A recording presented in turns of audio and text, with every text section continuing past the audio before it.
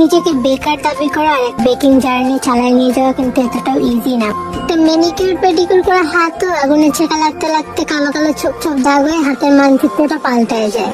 এক গ্লাস পানি ঢেলে না খাওয়া মানুষটাও দিনরাত এক করে কাজ করতে পারে এই বেকিং জার্নিটাতে পা রেখে। আবার তারা বাজার করার থেকে শুরু করে একদম হিসাব নিকেশ সবকিছুই করতে পারে। কাজ করতে করতে রাত্রে 4টা-5টা বাজে ঘুমায়, আর সকাল 7টা-8টার দিকে ঘুমের থেকে উঠতে পারে কেক ডেলিভারি করার জন্য। ঠিকভাবে আবার ডেলিভারি হয়েছে কিনা সেই চিন্তাও থাকে ওদের। আবার কেকের টেস্ট, কোয়ালিটি, আবার কাস্টমারের কাছে কেকের ডিজাইন পছন্দ হয়েছে কিনা সেই দিকে ওদের খেয়াল রাখতে হয়।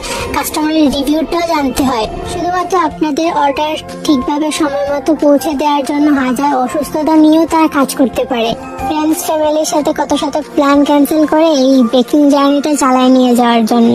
হোম বেকারসদের কখনো কখনো ডেলিভারি ম্যানও হওয়া লাগে, আবার কখনো কখনো মেইডও হওয়া লাগে। ও হ্যাঁ, সাথে ফটোগ্রাফার, ভিডিওগ্রাফার, মডারেটর, অ্যাডমিন সবকিছুই হওয়া লাগে। এবার এসে বলতে পারেন যে হ্যাঁ, এখান থেকে তো আপনারা টাকা ইনকাম করছেন, আপনাদের তো টাকা আসতেছে।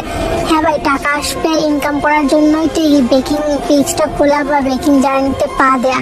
কিন্তু আমরা যতটা কষ্ট করি বা যতটা এফোর্ট দিয়ে আপনাদের জন্য কেকগুলা বানাই, সেই তুলনায় এই টাকাটা কিন্তু কিছুই না। আমরা আমাদের পারিশ্রমিকটাও ঠিকভাবে রাখি না। তারপরও হোম বেকারসদের বিরুদ্ধে আপনাদের কত শত অভিযোগ